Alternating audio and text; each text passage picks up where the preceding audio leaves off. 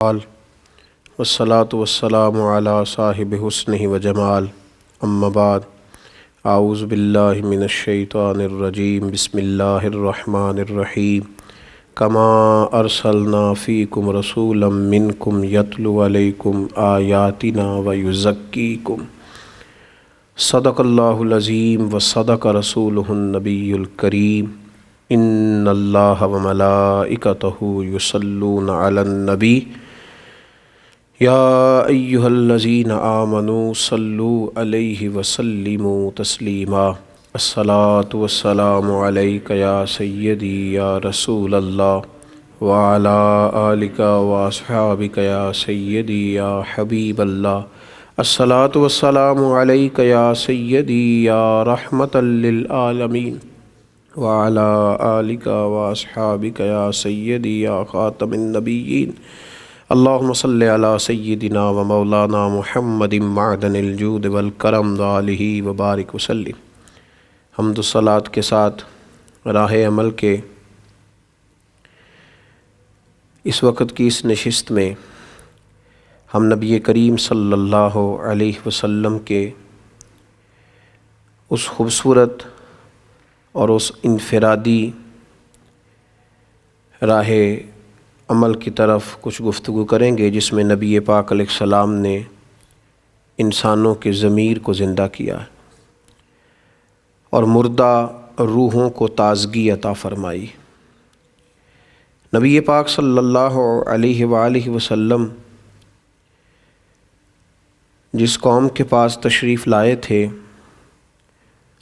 اس وقت کی جتنی کمیاں، غلطیاں، کمزوریاں ممکن ہو سکتی تھیں وہ سب ان میں پائی جاتی تھیں۔ اپنی بیٹی کو بغیر مارے زندہ ہی زمین میں گاڑ دینا اور اس کے چہرے اور وجود پر جب وہ مٹی پھینکتے تو وہ چیختی اور چلاتی لیکن ان کے دلوں پر کوئی اثر نہ ہوتا۔ شراب کباب کی اریاں محافل سجانا، کھڑے جانوروں کو نیزہ مار کے ان کا لہو پی جانا، اتنے سخت گیر معاشرے میں آ کے میرے محبوب نے یہ کمال کیا کہ روحوں کو زندہ کر دیا، ضمیروں کو بیدار کر دیا اور لوگوں کے دلوں میں گناہ کا اور غلطی کا احساس پیدا کر دیا۔ قرآن مجید سورہ بقرہ کی جو آیہ کریمہ میں نے تلاوت کی ہے اس میں اللہ کریم نے فرمایا کما ارسلنا فیکم رسولا منکم یتلو علیکم آیاتنا ویزکیکم،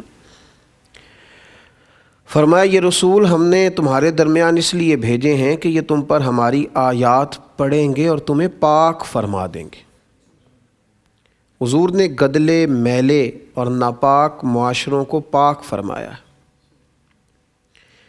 دنیا کی ہر برائی، ہر گناہ اس معاشرے میں پایا جاتا تھا اور گناہ کو گناہ نہیں سمجھا جاتا تھا، گناہ کو نیکی جانا جاتا تھا۔ معاذ اللہ، ظلم کو لوگ اپنا حق سمجھ کر کیا کرتے تھے، زیادتی، جبر، اس کو لوگ اپنے بڑا ہونے کا ذریعہ جانتے تھے۔ نبی پاک صلی اللہ علیہ وآلہ وسلم نے ایسی تدابیر فرمائیں، ایسی چیزیں حضور نے اختیار فرمائیں کہ جس سے گناہ کا دروازہ بند ہو گیا۔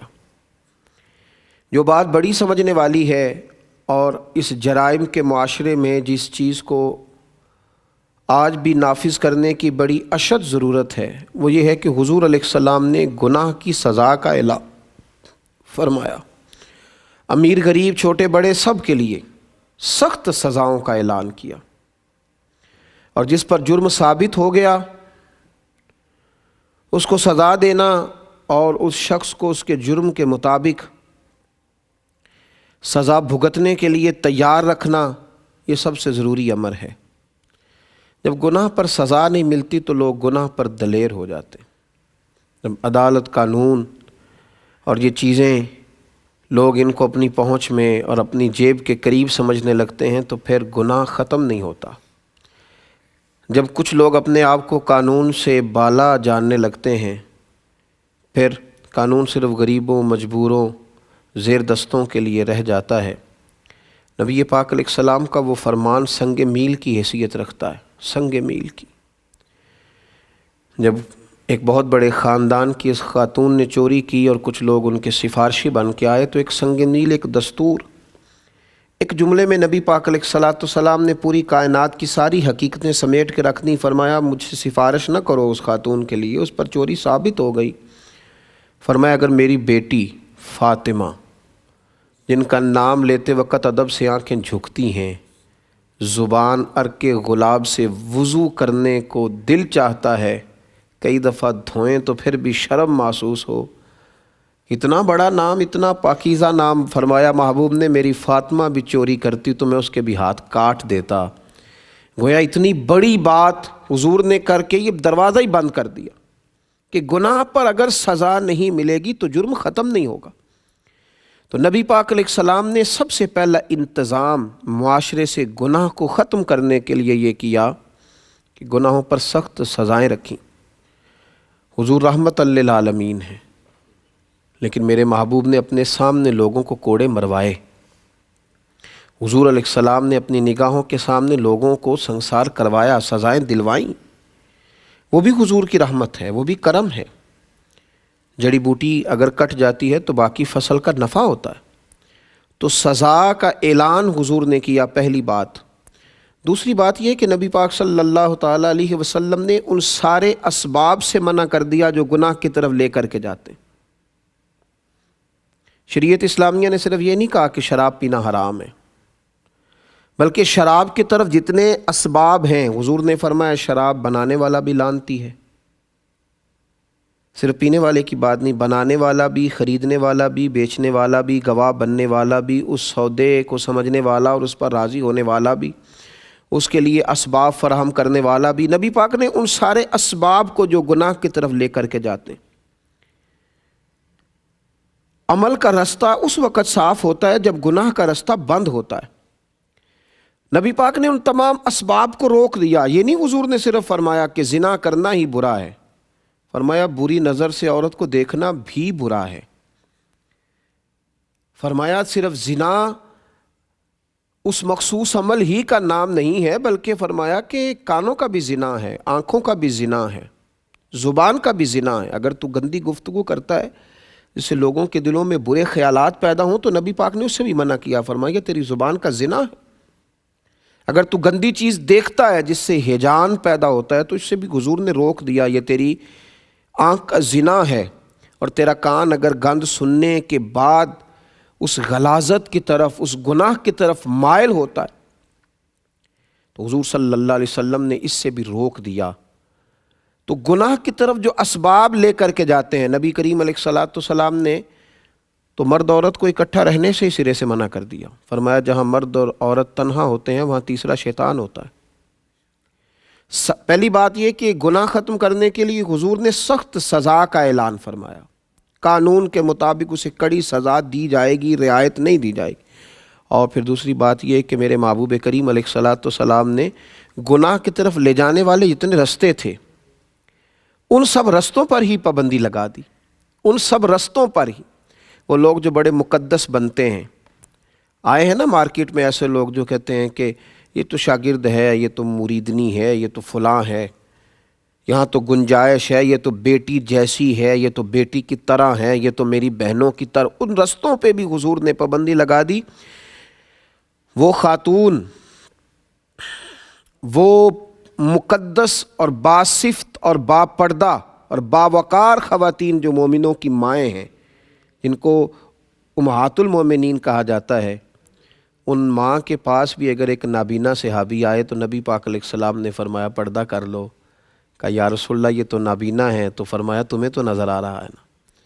تو حضور نے بین کر دیا، پابند کر دیا۔ وہ رستے جو بن سکتے تھے، کوئی جس رستے سے گناہ کی طرف نکل سکتا تھا، میرے کریم محبوب کے تزکیے کا طریقہ یہ ہے کہ حضور نے ان ساری راہوں کو بند کر دیا۔ ان رستوں پر اللہ کے محبوب نے سخت پہرے بٹھا دیے کہ وہ اسباب ہی سارے ختم کر دیے جائیں جو انسان کو عمل کے رستے سے روک کر گناہ کے رستے کی طرف مبذول کرائیں۔ اور پھر تیسرا، اللہ کے حبیب نے ضمیر زندہ کیے، بیدار مغزی عطا فرمائی، ہمیں بتلایا کہ گناہ کو گناہ جانو۔ اس معاشرے میں اس وقت ایک بہت بڑی مصیبت یہ ہے، اور ذہنوں کی بہت بڑی کمزوری یہ ہے کہ لوگ گناہ کو گناہ نہیں سمجھتے. لوگوں نے چغلی کرنے کا نام گپ شپ رکھ لیا, جھوٹ بولنے کا نام بہانہ رکھ لیا. لوگوں نے اب کسی رستے سے نکلنے کے لیے اس کا نام حکمت عملی طے کر لیا. اب ہم نے گناہوں کے نام بدل لیے. یہ احساس ہی نہیں رہا کہ میں گناہ کر رہا ہوں. گالی دینے والا جانتا ہی نہیں کہ کتنا بڑا گناہ ہے. غیبت کرنے والا یہ جانتا ہی نہیں کہ کس قدر سخت گناہ ہے. مردہ بھائی کا گوشت کھانا, مردہ اور بھائی اور گوشت کھا جانا, اس کا اتنا بڑا جرم غیبت کو قرار دیا گیا. لوگ اس کو گناہ ہی نہیں جانتے. نبی پاک علیہ السلام نے احساس پیدا کیا. ہمارے بزرگ مثال دیا کرتے ہیں, وہ فرماتے ہیں کہ یہ احساس ہوتا ہے. آپ بڑا اچھا گوشت کھا رہے تھے, اچھا بھنا ہوا تھا, اور آپ نے جب پہلا لقمہ لگایا تو آپ کو اس کو لذت بھی آئی کہ گوشت بڑا اچھا خوبصورت ہے, اچھا تیار کیا گیا. لیکن کسی نے کان میں بتا دیا کہ صدقے کا ہے, زکوٰۃ کا ہے. اب پہلے لقمے میں لذت آئی تھی, لیکن وہ جب سنا نا کہ یہ تو زکوٰۃ کا ہے, تو میرا ہے نہیں, یہ تو صدقات کا ہے, واجبات صدقہ تھا, یہ تیرا حق ہی نہیں ہے. تو اب جب آپ اس کو دوبارہ منہ میں رکھتے ہیں تو اس کی لذت بدل جاتی. اب آپ کو وہ کیف نصیب نہیں ہو رہا جو پہلے اس کی لذت کا تھا. تو یہ کیا ہے؟ یہ آپ کے دل میں احساس پیدا ہو گیا کہ یہ ایک ضمیر نے یہ بات اندر سے آواز دی کہ یہ تیرے والا نہیں تھا. تو یہ کام کیا نبی پاک علیہ السلام نے. لوگوں کو بتلایا کہ گناہ گناہ ہوتا ہے, غلطی غلطی ہوتی ہے. اسی لیے لوگ خود بخود آ جاتے تھے. قبیلہ غامدیہ کی عورت خود بخود آئی تھی, کوئی اسے لینے نہیں گیا. وہ آ کے کھڑی ہوئی اور اس نے لفظ یہ ادا کیے, کہنے لگی آپ کبھی غور کریں نا کہ ایک عورت جس سے غلطی ہو گئی اور اس کے پیٹ میں ناجائز بچہ ہے, اس کو کسی نے درے مار کے منوایا نہیں ہے, بلکہ وہ خود آ گئی ہے اور آ کے کھڑی ہوئی اور کہتی پتہ کیا ہے, کہتی یا رسول اللہ میں ہلاک ہو گئی ہوں. حضور نے پوچھا تجھے کس نے ہلاک کیا؟ تو کہتی کیا, حضور میرے گناہ نے مجھے ہلاک کر دیا. یعنی میرا مال نہیں ڈوبا, میرا گھر پہ کسی نے قبضہ نہیں کر لیا, میں کوئی کسی شخص نے میری جائیداد نہیں ہڑپ لی. یہاں تو ہلاکت صرف یہی ہے نا کہ دولت چلی گئی. کہا حضور میں ہلاک ہو گئی. کس نے ہلاک کیا؟ میرے گناہ نے. کیا ہوا؟ حضور میرے پیٹ میں ناجائز بچہ ہے, مجھے میرے گناہ کو پاک کر دیا جائے. یہ وہ ضمیر ہیں جو حضور نے بیدار کیے. تو محبوب نے فرمایا واپس جا, جب بچہ پیدا ہو جائے تو تب آنا. شارحین نے لکھا ہے 8 ماہ کے بعد آئی, پھول سا بیٹا لائی. حضور بچہ پیدا ہو گیا, میرے گناہ نے مجھے ہلاک کر دیا, یا رسول اللہ مجھے پاک کر دیں. تو میرے محبوب پاک علیہ الصلاۃ والسلام نے فرمایا واپس جا, جب یہ روٹی کھانے لگے تو تب آنا. شارحین کہتے ہیں گویا حضور فرما رہے تھے کہ غلطی تیری ہے, تیرے بچے کی تو نہیں ہے نا. 2 سال کے بعد آئی, بچے کے ہاتھ میں روٹی کا لقمہ. اور حضرت انس بن مالک رضی اللہ تعالیٰ عنہ کہتے ہیں تڑپ کے روئی, عرض کرنے لگی حضور میں ساری رات سو نہیں پاتی, یہ میرا گناہ مجھے بیدار رکھتا ہے.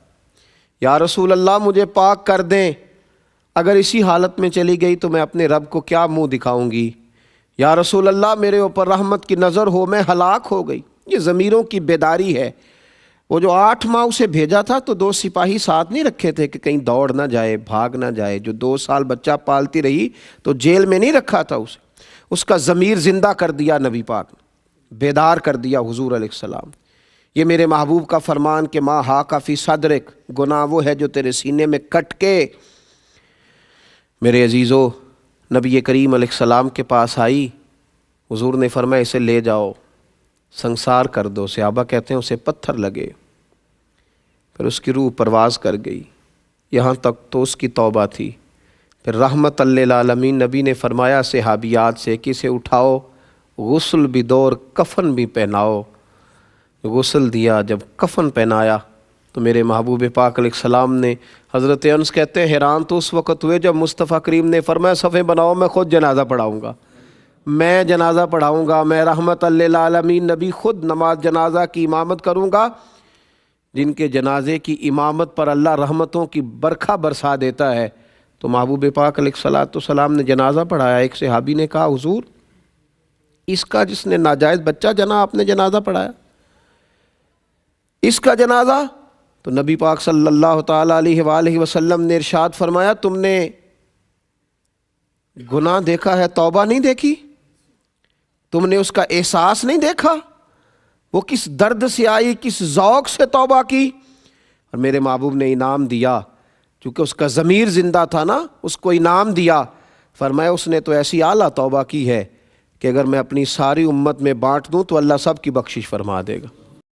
ضمیروں کی زندگی، بیداری، روحوں کا زندہ ہونا، یہ نبی کریم صلی اللہ تعالیٰ علیہ وآلہ وسلم نے سکھایا، ہمیں بتلایا کہ تمہارے ضمیر جب زندہ رہیں گے۔ دیکھیں نا پھر حالات کس طرح کے ہوئے، پھر ماحول کس طرح کا بنا کہ حضرت سیدنا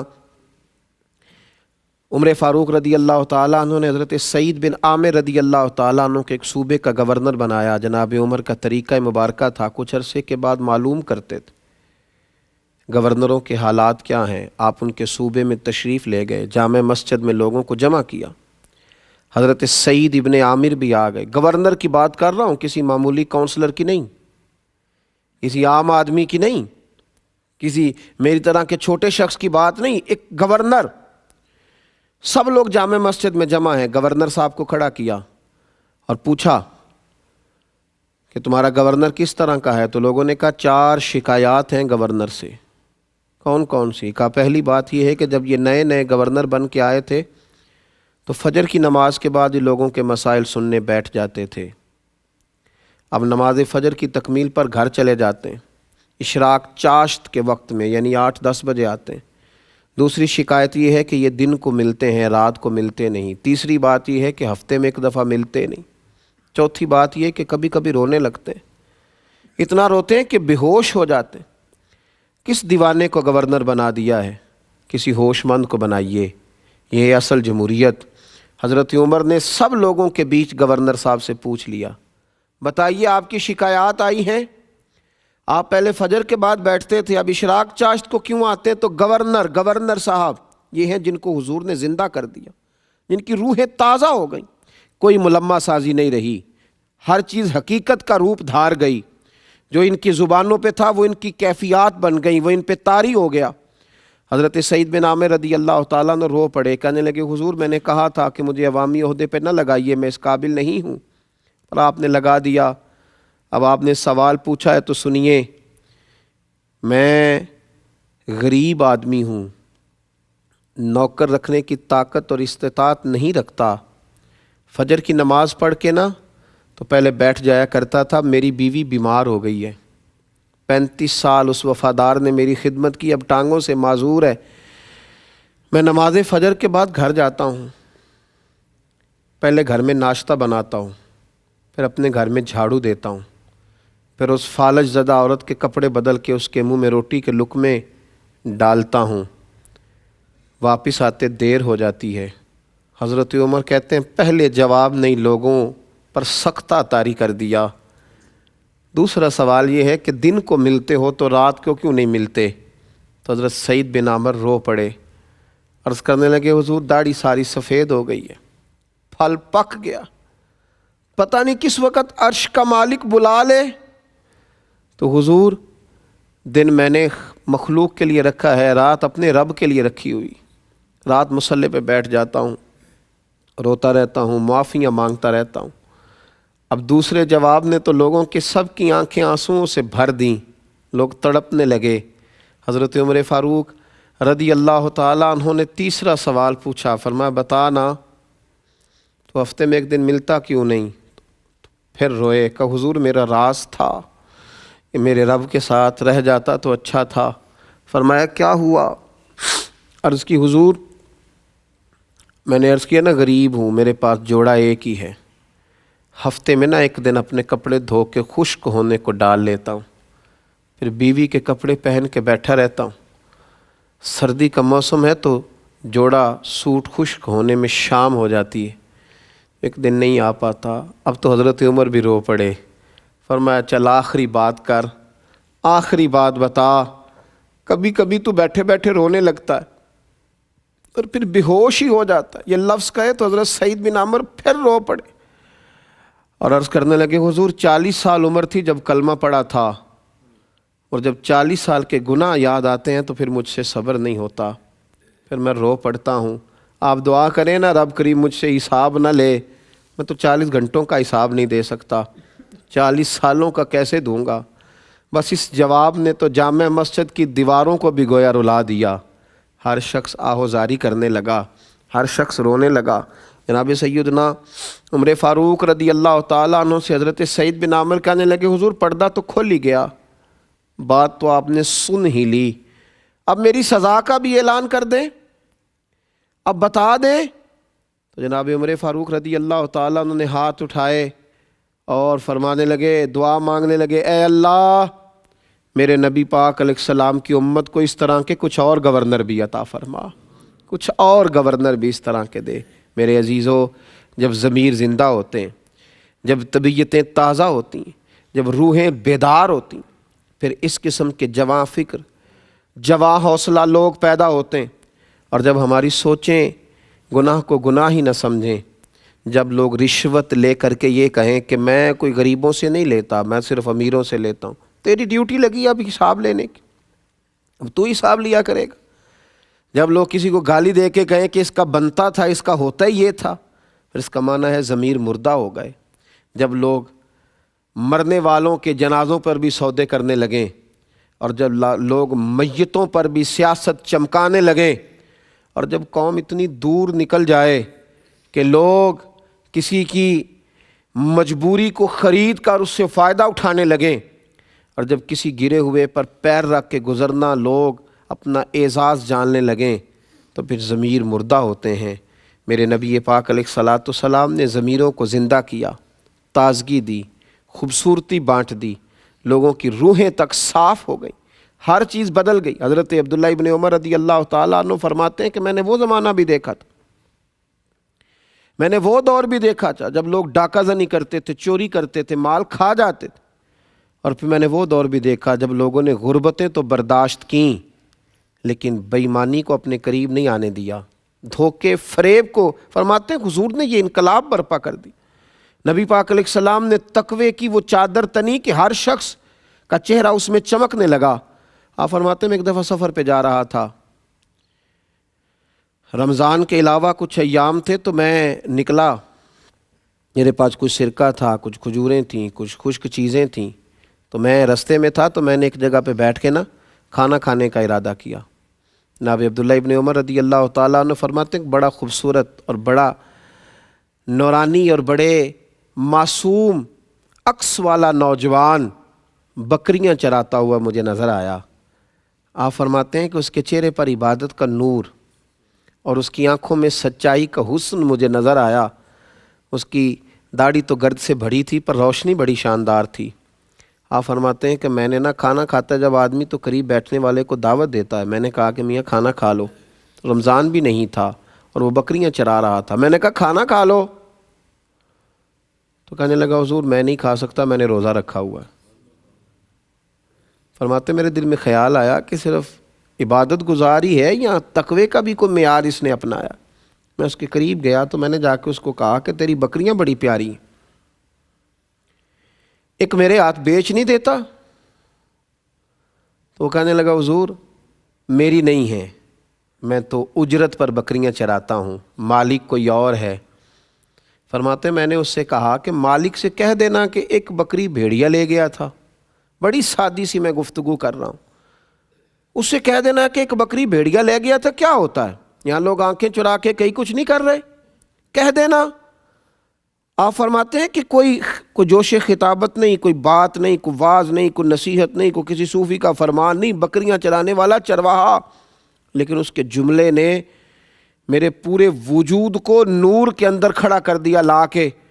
فرماتے ہیں وہ مجھے کہنے لگا حضور بکریوں کے مالک کو تو کہہ دوں گا بھیڑیا لے گیا ہے، اور جب دنیا کا، کونین کا اور عرش کا مالک پوچھے گا تو اسے کیا جواب دوں گا، اسے کیا بتاؤں؟ اللہ کے حضور بھی تو جانا ہے نا۔ یہ ہے ضمیروں کی زندگی، یہ ہے روحوں کی زندگی، یہ ہے جب دل زندہ ہوں۔ پھر اعلیٰ حضرت فاضل بریلوی رحمۃ اللہ علیہ فرماتے ہیں خوف خدا اور فکر آخرت یہ دو تیرے منہ میں لگامیں ہیں، یہ لگام ڈال کے کسی کے کھیت میں بھی تجھے کھلا چھوڑ دیا جائے گا تو کبھی بھی بددیانتی نہیں کرے گا، لیکن اگر تیرا ضمیر مردہ ہو جائے پھر بہت واعظ و نصیحت، بہت سارے دلائل بھی تیرا کچھ نہیں کر سکتے۔ حضرت عبداللہ ابن عمر رضی اللہ تعالیٰ عنہ فرماتے اس نوجوان کی بات اتنی بھلی لگی کہ میں سفر چھوڑ کر کے واپس آیا، اور میں نے واپس آ کے معلوم کیا کس کا غلام ہے۔ مجھے بتایا گیا فلاں کا غلام ہے. فرماتے ہیں پہلے میں نے وہ غلام خریدا، پھر وہ ساری بکریاں خریدیں، پھر وہ بکریاں میں نے اسی غلام کو تحفے میں دے دیں، اسی کو تحفے میں لوٹا دیں. تو وہ کہنے لگا حضور یہ کیا ہے؟ فرمایا یہ تو جب اپنے رب سے ڈرتا تھا تو رب کریم نے یہ تجھے اس کا بدلہ عطا فرمایا ہے. ایک چھوٹا سا نذرانہ ہے میری طرف سے. ضمیروں کی زندگی. حضرت امام غزالی رحمۃ اللہ علیہ فرمایا کرتے تھے جو کامل مومن ہوتا ہے نا، یہ جملہ یاد رکھنا آپ، فرماتے تھے جو کامل مومن ہوتا ہے نا، رائی کے دانے کے برابر بھی گناہ کرے تو اسے پہاڑ جانتا ہے. اتنا سا کسی کا دل اس کی وجہ سے تکلیف میں آئے تو اس کے سر پہ پہاڑ رائی کے دانے کے برابر گناہ کرے تو تڑپ جاتا ہے. اور فرمایا جو منافق ہوتا ہے، منافق وہ پہاڑ کے برابر بھی گناہ کر کے رائی جانتا ہے، اس لیے کہ اس کا دل مردہ ہو گیا، اس کے اندر ایمان کی وہ رمق، وہ حسن، وہ خوبصورتی نہ رہی. تو جب دل زندہ ہوتے ہیں، ضمیر زندہ ہوتے ہیں، روحیں زندہ ہوتی ہیں، پھر انسان انقلاب برپا کرتے ہیں، پھر روشنی. حضرت سعد بن ابی وقاص رضی اللہ تعالیٰ عنہ فرماتے ہیں کہ ایک علاقے میں ہم گئے تھے جہاد کی غرض سے، تو اس علاقے کے بادشاہ کا تاج بڑا معروف تھا کہ اس نے بڑے قیمتی ہیرے اپنے تاج میں لگوائے. تو میں نے تمام فوجیوں سے کہا کہ اس کا تاج اگر ہاتھ آ گیا نا تو مال خزانہ میں بڑا قیمتی رہے گا، تو خیال رکھنا. دولت آنکھوں کو چندھیا دیتی ہے، اور بڑے بڑے دولت مند بھی دولت کو دیکھ کر پریشان ہو جاتے ہیں. دولت مند بھی، اس کی وجہ یہ ہوتی ہے کہ ضمیر زندہ نہیں ہوتے، وہ نفس کی دوڑ دھوپ ختم نہیں ہو رہی ہوتی. فرماتے میں نے کہا کہ ذرا خیال رکھنا. رات کا وقت تھا، صحرا کا علاقہ تھا، گمسان کا رن پڑا، اور جب اس بادشاہ کی گردن کٹی تو اس کا تاج کب سر سے اترا اور کب ریت میں مل گیا کسی کو خبر ہی نہ ہوئی. آپ فرماتے ہیں کہ شام کو جب جنگ ختم ہوئی تو میں نے کچھ سپاہیوں کی ڈیوٹی لگائی، انہوں نے تلاش کیا ریت کے ٹیلوں میں، لیکن اس کا وہ تاج نہ ملا. میں نے کہا چھوڑو یار، نہیں ملتا تو رہنے دو، سو جاؤ، صبح دیکھی جائے گی. حضرت سعد بن ابی وقاص رضی اللہ تعالیٰ عنہ فرماتے ہیں لوگ سو گئے، میں بھی اپنے خیمے میں چلا گیا سونے کے لیے. ابھی میں لیٹنے کی، آرام کرنے کی، سونے کی تیاری ہی کر رہا تھا کہ ایک سپاہی نے باہر سے آواز دی، کہا سپہ سالار اگر اجازت دو تو میں اندر آ جاؤں. فرماتے میں نے کہا آ جاؤ. وہ شخص اندر آیا تو اس نے ایک پرانی سی چادر اوڑھ رکھی تھی، کپڑے بھی اس کے پرانے تھے. سلام لیتے ہی وہ اندر آیا اور اس نے اپنی چادر کی اوٹ میں سے وہ ہیروں والا تاج، اس پر بڑے قیمتی ہیرے لگے تھے، وہ نکالا اور رکھا. کہنے لگا میں ابھی شام میں گزر رہا تھا تو میرے گھوڑے کے پیر سے کچھ چیز ٹکرائی ہے، میں نے کھولی ہے تو یہ تاج نکلا ہے، یہ رکھ لیجئے. حضرت سعد بن ابی وقاص رضی اللہ تعالیٰ عنہ فرماتے ہیں چہرے پر اس نے نقاب اوڑھا ہوا ہے. میں نے اس کو کہا کہ میاں تمہیں مل گیا تھا یہ تاج، تم دینے آئے تو تم تو مجھے کچھ غریب آدمی لگتے ہو. اس نے کہا حضور جب میں اپنے گھر سے چلا تھا نا تو 11 بچوں کا باپ ہوں، ایک شام کا کھانا تھا گھر میں، اگلی صبح کے لیے کھانا موجود نہیں تھا. دامان توکل کی یہ خوبی ہے کہ اس پر پیوند لگے ہوتے ہیں پر دھبے نہیں ہوتے، اور غیرت ہے بڑی چیز جہان تگ و دو میں، پہناتی ہے یہ فقر کو تاج سردارا. جب ضمیر زندہ ہوتے ہیں تو پھر یہ چھوٹے چھوٹے کاموں پر انسان کے منہ سے پانی نہیں ٹپکتا، پھر وہ کردار کا غازی ہوتا ہے، پھر اس کے لب و لہجے میں جو اس کی زبان پر ہوتا ہے اس کی روح پر بھی طاری ہوتا ہے. حضرت سعد بن ابی وقاص کہتے ہیں کہ میں نے اسے کہا تجھے تو بڑی ضرورت تھی یار، تو بڑا دیانتدار ہے. یہ لفظ میں نے کہے تو اس نے رخ پھیرا، اور جب وہ باہر جانے لگا تو میں نے آواز دی. میں نے کہا میاں سنو. اس نے میری طرف رخ نہیں پھیرا، چہرہ باہر کی جانب رکھا. میں نے کہا اپنا نام ہی بتاتے جاؤ، اپنے والد اور قبیلے کا نام ہی بتاؤ. تو کیا اس نے توجہ نہیں کی، اس نے رخ نہیں پھیرا، اور وہیں کھڑے کھڑے ایسا جملہ کہا کہ میری روح کو تازہ کر گیا. کہنے لگا حضور یہ تاج میں نے دیانتداری کے ساتھ آپ کے حوالے کیا ہے، تو یہ میں نے اپنے لیے نہیں کیا، یہ میں نے اپنے لیے نہیں کیا، یہ اشتہار چھپوانے، پوسٹر لگوانے اور لائکس بڑھانے کے لیے نہیں کیا، یہ میں نے اللہ اور اس کے رسول کی رضا کے لیے کیا ہے. اور جس رب رسول کے لیے میں نے یہ کام کیا ہے نا، وہ میرا نام بھی جانتے ہیں اور میرا قبیلہ بھی جانتے ہیں. اور میرے والد کو بھی جانتے ہیں، مجھے لوگوں کو بتلانے کی ضرورت نہیں۔ یہ کب ہوتا ہے؟ جب ضمیروں میں زندگی ہوتی ہے، جب روحوں میں تازگی ہوتی ہے، جب انقلاب روح کا آتا ہے، طبیعت کا آتا ہے۔ نبی پاک علیہ الصلاۃ والسلام نے تقوی کی روشنی سے لوگوں کو آشنا کیا۔ نبی پاک علیہ الصلاۃ والسلام نے لوگوں کو اہمیت دلائی، بتلایا کہ گناہ گناہ ہوتا ہے، غلطی غلطی ہوتی ہے۔ بڑے بڑے لوگ چھوٹوں سے معافیاں مانگنے لگے، بڑے بڑے قد کاٹھ والے اپنے ضمیروں کا بوجھ اتارنے لگے۔ حضرت ابو ذر غفاری نے جناب بلال حبشی کو حبشن کا بیٹا کہہ دیا۔ کس کے بیٹے تھے وہ؟ حبشن کے بیٹے تھے نا، حبشن کا بیٹا کہہ دیا۔ یہاں لوگوں کو آر دلاتے نہیں، کبھی برادریزم کے نام پر، کبھی قبیلے کے نام پر، کبھی اس کے کام کے نام پر، کبھی اس بیچارے کا جو عہدہ ہوتا ہے اس پر۔ حبشن کا بیٹا کہہ دیا، حبشن کا۔ حضرت بلال حبشی مسجد میں بیٹھ کر رونے لگے۔ معصوم آمنہ، نبی رحمت، رسول اکرم سید عالم علیہ السلام تشریف لائے۔ میرے محبوب نے آتے ہی حضرت بلال کی آنکھوں کے آنسو دیکھے۔ تمہیں کیا ہوا؟ کہا یا رسول اللہ اگر میں حبشن کا بیٹا ہوں تو میری کیا غلطی؟ ہوا کیا؟ یا رسول اللہ مجھے فلاں نے ابو ذر غفاری رضی اللہ تعالیٰ عنہ نے حبشن کا بیٹا کہا ہے۔ حضور ممبر پر بیٹھے اور ممبر پر بیٹھ کے کہا میں نے تو جاہلیت کی یہ ساری باتیں قدموں تلے روند دی تھیں، تم ابھی تک یہ جملے دہراتے ہو؟ تو روند ڈالی باتیں، تو روند ڈالی۔ ابھی تک جو آدمی یہ جاہلیت کی باتیں دہرائے وہ تو روند ڈالی۔ حضور فرمانے لگے۔ نبی کریم علیہ الصلاۃ والسلام نے جب یہ کہا تو حضرت ابو ذر غفاری اٹھے اور اٹھ کر حضرت بلال حبشی کے قریب گئے اور جا کے کہنے لگے بلال اپنا قدم اٹھا اور میرے چہرے پہ رکھ۔ تھا تو حبشن کا بیٹا، پر اب میرے رسول نے تجھے بڑی عزتیں عطا کر دی ہیں۔ اب یہاں کوئی چھوٹا بڑا نہیں رہے گا، اب سارے عروج پائیں گے، اب سب کو برکات ملیں گی جب ضمیر زندہ ہوتے ہیں۔ حضرت ابو ذر نے معافیاں مانگی، حضرت بلال حبشی سے معافی طلب کی، بار بار ان سے گزارش کی کہ وہ مجھ سے درگزر کریں۔ بھائیو، یہ ہے ضمیروں کی زندگی، یہ ہے روحوں کی زندگی۔ آج لوگ گناہ کو گناہ ہی نہیں جانتے، بہت بڑا ظلم کرتے ہیں، اس کے باوجود چہروں پر پشیمانی اور زبان پر معذرت کے کچھ لفظ بھی نہیں آتے۔ آج لوگ بہت سارا حرام کھا کر کے اس کے باوجود کہتے ہیں کہ جناب یہ حق تھا، یہ چلتا ہی ایسے ہے، یہ معاشرہ ہی ایسے ہے، اس کی بنا ہی ایسے ہے۔ مجھے ایک شخص نے ایک جگہ پہ کہا، میں ملک سے باہر تھا، غیر مسلموں کا علاقہ تھا، کہنے لگے یہاں نیکی کرنا بڑا مشکل کام ہے جی، یہ معاشرہ بڑا عجیب ہے، یہاں نیکی کرنا بڑا مشکل ہے، چاروں جانب کفر ہے، نفاق ہے۔ تو میں نے کہا ایک بات بتلاؤ، حضرت ابوبکر صدیق جن لوگوں کے درمیان رہ کے نیکی کرتے تھے وہ بھی تو سارے کافر تھے، وہ بھی تو سارے کافر تھے، وہ بھی تو سارے کافر تھے، چاروں جانب کفار تھے، پر وہ کھڑے ہو گئے دیانتداری کا جھنڈا لے کے۔ حضرت عمر نے جب نیکی کی تو تب بھی سب لوگ ایسے ہی تھے، لیکن وہ کھڑے ہو گئے دیانتداری کا جھنڈا لے کے۔ مکے میں، مدینے میں، طائف میں سب لوگ غیر تھے، لیکن مسلمانوں نے نیکی کا علم بلند کیا تو دائیں بائیں دیکھ کر بلند نہیں کیا، اللہ رسول کی ذات دیکھ کے بلند کیا۔ ضمیروں کو زندہ کریں، دائیں بائیں دیکھ کے جو نیکی کرے گا وہ کر ہی نہیں سکے گا۔ نیکی دائیں بائیں دیکھ کے نہیں ہوتی، نیکی تو خدا کا کرم دیکھ کے ہوتی ہے اور مصطفیٰ کریم کی رحمت دیکھ کے ہوتی ہے۔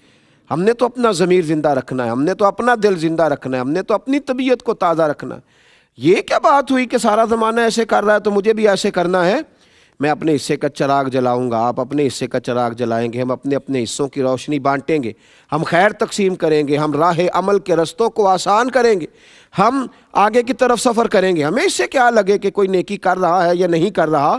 حضرت جریر ابن عبداللہ کہتے ہیں جب حضور نے ہمیں کہہ دیا تھا کہ دین خیر خائی کا نام ہے تو ہم نے تو یہودیوں سے بھی خیر خائی کی، ہم نے تو غیروں سے بھی ہم خیر خائی کرتے گئے اور وہ سارے رسول اللہ کے غلام بنتے گئے، وہ سارے نبی پاک کے غلام بنتے گئے۔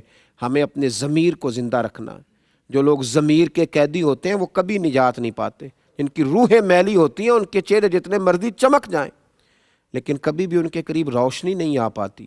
ضمیروں کو، دلوں کو، روحوں کو، نیتوں اور ارادوں کو وضو کرائیں، ان چیزوں کو زندہ کریں۔ یہ جب زندہ ہوں گی تو معاشرے میں خوشبو پھیلے گی، روشنی پھیلے گی۔ دعا ہے رب کریم کی بارگاہ میں اللہ تعالیٰ محبوب کے تزکیہ نفس کا فیض ہمیں عطا فرمائے، ہمیشہ مدحت خیر الانام میں گزرے۔ دعا ہے یہ عمر درود و سلام میں گزرے۔